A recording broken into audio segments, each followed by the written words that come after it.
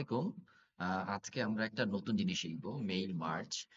আমরা অফিসে যারা কাজ করি, তারা বিভিন্ন সময় একই চিঠি বিভিন্ন কাস্টমারের কাছে পাঠাতে হয়। আ সেক্ষেত্রে আমাদের অনেক সময় লেগে যায়। তাহলে আমরা এই কাজটা কিন্তু আমরা খুব সহজেই মেইল এবং মার্জের মাধ্যমে করতে পারি। ধরুন আমরা ব্যাংকে আমরা চেক ডিস্ট্রয় করা লাগে। চেক ডিস্ট্রয় করার পূর্বে আমরা কাস্টমারকে একটা নোটিফিকেশন দেই চিঠির মাধ্যমে। তার মানে সেই চিঠির কনটেন্ট কিন্তু মোটামুটি সব সেমই থাকে। শুধু অ্যাকাউন্ট নাম্বার আ এবং কাস্টমার নেম, অ্যাড্রেস এটা ডিফার করে। তাহলে কিভাবে আমরা খুব সহজেই একটা একটা চিঠিকে আমরা বিভিন্ন কাস্টমারের কাছে খুব সহজে পাঠাতে পারি সেটা কিন্তু মেইল মার্জ আমরা এপ্লাই করে কাজটাকে সহজে করতে পারি। আমি একটা ডাটাবেস তৈরি করে রেখেছি এক্সেলে। দেখেন এখানে ১ম কলামে দেওয়া আছে কাস্টমার নেম, দেন অ্যাকাউন্ট নাম্বার, কাস্টমারের অ্যাড্রেস, এখানে হচ্ছে রিসিভ ডেট মানে চেক বুক গুলো কবে আমরা রিসিভ করেছি এবং চেক বইয়ের লিফ নাম্বার গুলো দেওয়া আছে ফার্স্ট লিফ এবং লাস্ট লিফ। এটা ডামি একটা আমরা এক্সেল তৈরি করে রেখেছি। আমরা দেখবো এখানে ১০ জন কাস্টমার আছে। এই ১০ জন কাস্টমারের কাছে আমরা কিভাবে খুব সহজেই এক মেইল মার্জ এপ্লাই করে একটা চিঠি আমরা সবার কাছে পাঠাতে পারি। মেইল মার্জের জন্য আমরা একটা চিঠি একটা ফরম্যাট তৈরি করে রেখেছি। এই চিঠি ফরম্যাটের মধ্যে আমাদের চেঞ্জ হবে কি এখানে নেম, কাস্টমারের নেমটা চেঞ্জ হবে, এখানে অ্যাড্রেসটা চেঞ্জ হবে, অ্যাকাউন্ট নাম্বারটা চেঞ্জ হবে, আর কাস্টমারের যে চেক বইটা আমাদের কাছে পড়ে আছে এই চেক বই লিভ ফার্স্ট লিভটা এবং লাস্ট লিভ নাম্বারটা এখানে পড়বে।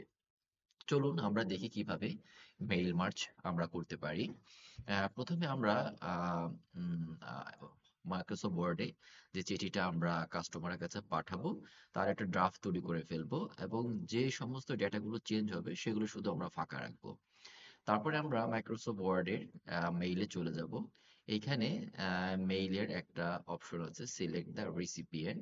এই রিসিপিয়েন্টে এখানে টাইপ দ্য নিউ লিস্ট, আমরা নতুন ভাবে লিস্ট লিস্ট তৈরি করতে পারি, অথবা আমাদের যদি কোনো লিস্ট তৈরি করা থাকে সেটাকে আমরা এর সাথে ডিলিট করে দিতে পারি।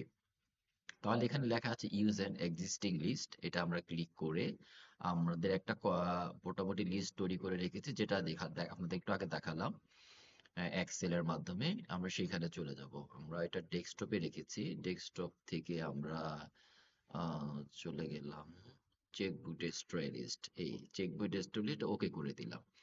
ওকে করে দিলে আমাদের এখানে এখন আমরা আহ, বিভিন্ন যেমন এখানে নেম বসাবো।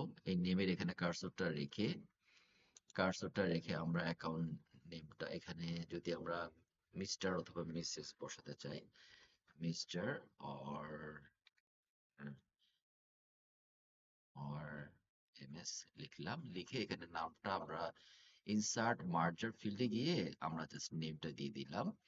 দেন আমরা আসুন অ্যাড্রেস, এই অ্যাড্রেসের মধ্যে আমরা অ্যাড্রেসের অংশটা এই অ্যাড্রেসটা আমরা ডিলিট করে দিলাম। দেন টেকিং ওভার দ্য চেকবুক, এখানে সিএসবি অ্যাকাউন্ট নাম্বার, এখানে অ্যাকাউন্ট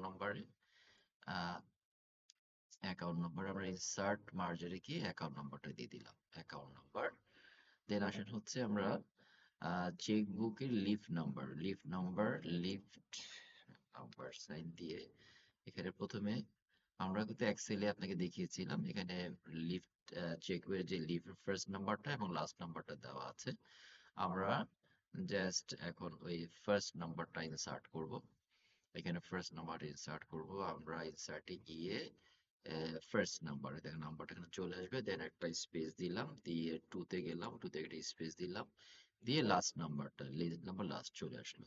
তাহলে মোটামুটি আমাদের যে ফিল্ড গুলোতে আমাদের পরিবর্তন দরকার সেই ফিল্ড গুলোর মধ্যে আমরা ডিটেক্ট করে ফেললাম।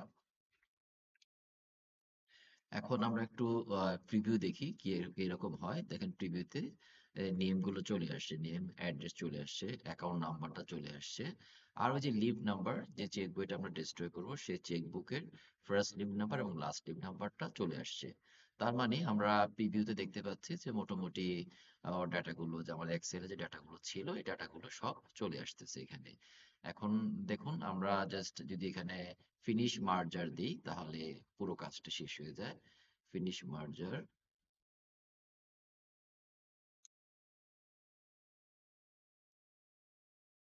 সবগুলো হয়ে গেছে। দেখেন এখানে রিফ্রেশ চেক চিঠি, সেকেন্ড কাস্টমারের জন্য চিঠি তৈরি হয়ে গেছে, তার অ্যাকাউন্ট নম্বর পরিবর্তন হয়ে গেছে, চেক লিভ নাম্বার পরিবর্তন হয়ে গিয়েছে।